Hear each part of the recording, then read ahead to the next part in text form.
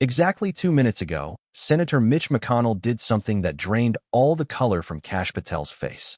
He took off his glasses, leaned forward, and slowly, emphasizing each word, asked, "Director Patel, who are the 11 new names in the Epstein files?" And if you're watching this right now, don't turn off this video, because what happens in the next 10 minutes will be one of the most striking moments in Washington's history. Everyone who heard that question understood what was happening. The room completely froze. Subscribe right now because this story will shake the foundations of America, and you won't want to miss a second of it. Let me tell you that moment. Senate Intelligence Committee closed session press statement, Tuesday afternoon, 2:17 p.m. Eastern. This meeting was planned as a routine FBI briefing. Counterterrorism updates, cybersecurity threat assessments, standard procedural matters. No one was expecting anything from this session, especially not from Mitch McConnell. McConnell was different that day. At 82 years old, a man with decades of Senate experience who has seen it all. No surprises, no shock, he never shows his emotions. But that day, when he walked out of the session room, there was an expression on his face.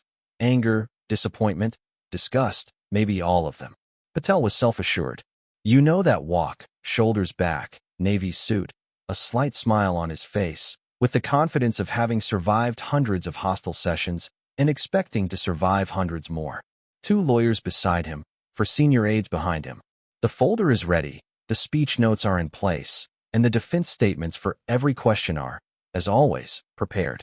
He wasn't prepared for McConnell. The first 90 minutes were spent behind closed doors. Committee members asked routine questions, and Patel provided routine answers. Things you would hear in any FBI briefing: budget allocations, personnel rotations, investigation priorities. Ordinary, predictable, boring. When the session ended, everyone prepared for the press statement. Normally, this part is even more boring. The committee chair reads a prepared statement. A couple of questions are taken, and everyone goes home. Standard Washington theater. But when McConnell approached the microphone, other senators began to suspect that some stones would be overturned.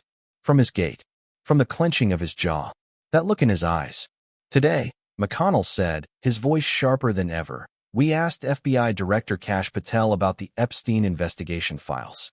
Murmurs rose from the gallery. Pens were prepared. The cameras zoomed in. Specifically, McConnell continued, "We asked questions about the 11 new names that were mentioned in the documents that were declassified last month." 11 new names. No one was aware of this. There hadn't been a single news report in the media. Even the members of Congress didn't know. But McConnell knew. And now he was telling everyone. These 11 names, McConnell spoke slowly, carefully choosing each word, are the individuals who traveled on Jeffrey Epstein's private jet, stayed at his mansions, and were mentioned in witness testimonies. And none of these 11 names have been publicly disclosed before. Silence. Such a silence that even journalists forget to take notes. "I asked Director Patel," McConnell continued, "has the FBI opened an investigation into any of these 11 people?" A simple question. A question that requires a yes or no answer. He stopped. That heavy, calculated pause. The timing that comes from years of speaking in the Senate. Director Patel couldn't answer me. More precisely, he didn't want to. Because the answer is no. The FBI did not investigate any of these 11 people. It never even mentioned it. Because these people are very powerful, very connected, very protected. McConnell's voice rose. Slightly, but noticeably. This man rarely raises his voice. When he raises his voice, people listen even more attentively. And the worst part, he said, looking directly into the cameras, is that some of these 11 names are currently serving in government positions. Some are elected officials. Some are appointed bureaucrats. And the American people don't even know who they are. The journalists started shouting, "Senator McConnell, who are the names? In which positions do they work? Why did you feel the need to bring this up now?" McConnell raised his hand. Silence returned. "I can't reveal these names," he said. "Not yet. Because technically, it is still classified information. But I can say this. This information will be completely declassified tomorrow at 5 p.m. And then the American people will see." A journalist shouted, "Why tomorrow? Why not now?" "Because," McConnell's voice was cold, "I'm giving Director Patel 24 hours. 24 hours for him to publicly state that these 11 people are not being investigated by the FBI. If he doesn't disclose it, I will." This was not a threat. It was a promise, and McConnell keeps his word. Another journalist. Senator, do these names include people from your party? McConnell hesitated. A second, maybe two. Then, yes. There are people from both parties. This is not a partisan issue. This is a matter of justice. This is a matter of accountability. At that moment, right at that moment, everyone understood. McConnell wasn't just cornering Patel. He was refusing to protect even people from his own party. This man was at the end of his career and wanted to leave a legacy, not to protect dirty secrets, but to proclaim the truth to everyone. Director Patel, McConnell continued, told me today, Senator, releasing these names would jeopardize national security. I said to him, Director, covering up child abuse is not protecting national security. Applause erupted from the gallery. Applause. At a press conference.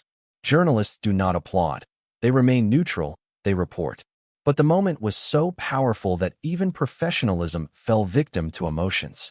McConnell waited for the applause to die down, then continued.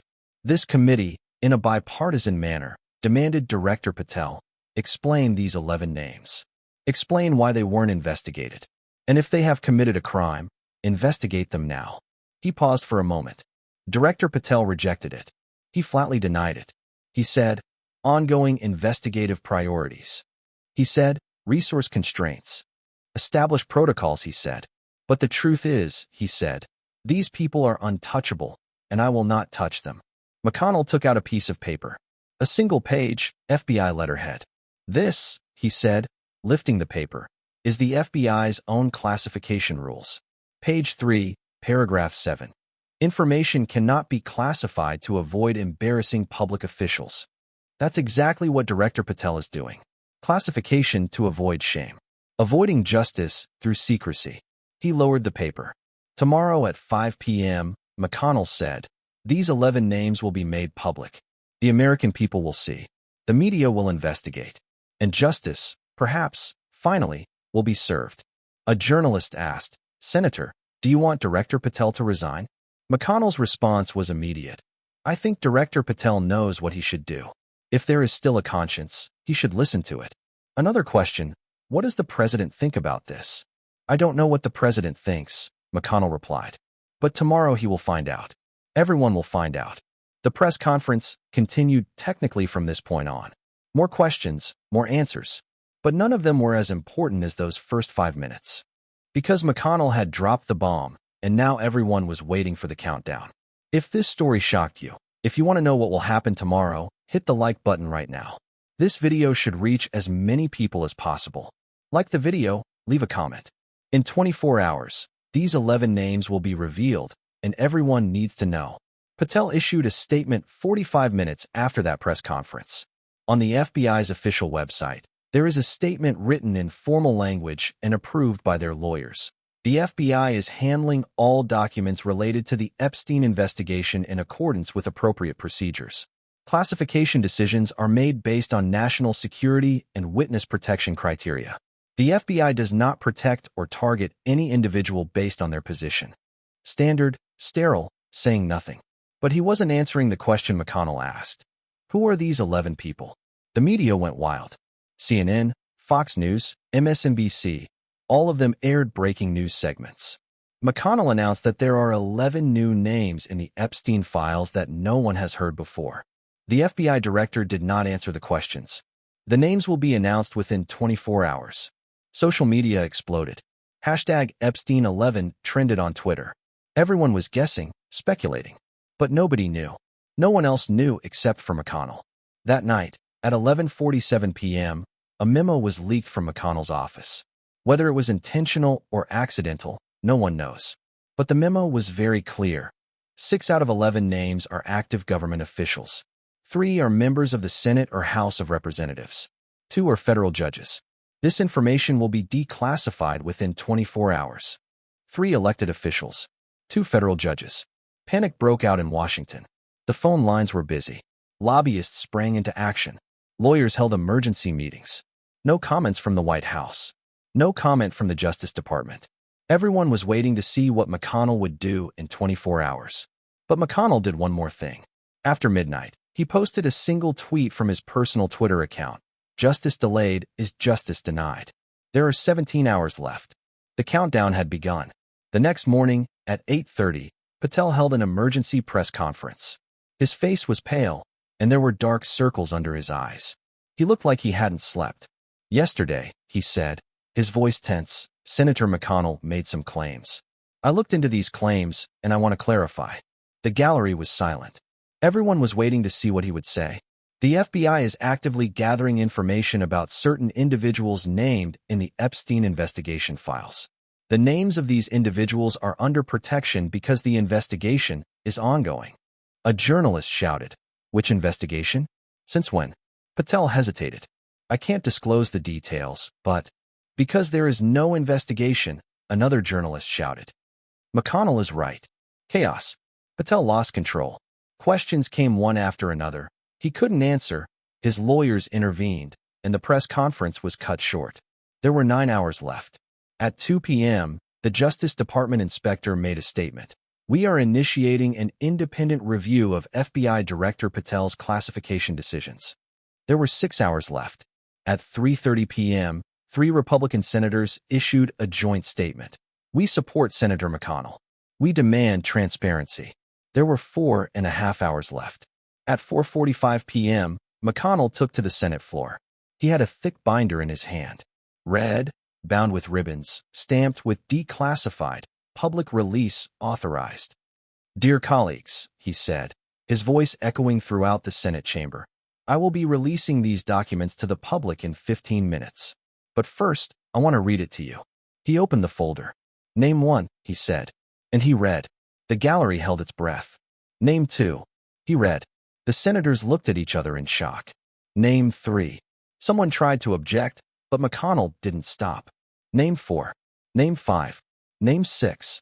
With each name, Washington's power structure cracked a little more. Name 7. Name 8. Name 9. No one was talking. No one was breathing. Name 10. Name 11. When he finished, there was complete silence. 10 seconds, 20 seconds, 30 seconds. Then chaos erupted. At 5 p.m., the documents were officially released to the public. On the Senate website, on the FBI portal, everywhere. 11 names. Full details. Flight records. Witness statements. Photos. Within an hour, 2 senators announced their resignations. A federal judge announced his retirement. The White House expressed shock and disappointment. And Patel resigned that night at 10:30 p.m. A brief statement. I am stepping down for personal reasons. Personal reasons. Because he lied to Mitch McConnell 24 hours ago. For covering up 11 names. Because he rejected justice. 3 minutes. One single question. 11 names. And Patel had no answer. McConnell asked that question. Who are the 11 new names in the Epstein files? And Patel's silence answered everything. This is not just a political scandal. This is a systemic cover-up. This is the protection of powerful people for decades. This is the ignoring of victims. But an 82-year-old senator, at the end of his career, said no. Enough is enough. And shook Washington. 11 names are now known. Investigations have begun. Resignations came. And maybe, just maybe, justice will finally be served. Share the video right now. Subscribe and turn on the bell because this is not the end of the story, but the beginning. These 11 names are just the tip of the iceberg. McConnell knows more, and he will keep saying it. Sometimes accountability comes from unexpected places. Sometimes a party leader refuses to even protect their own people. Sometimes it's never too late to do the right thing. Mitch McConnell asked. Kash Patel couldn't respond. And 11 names finally came to light.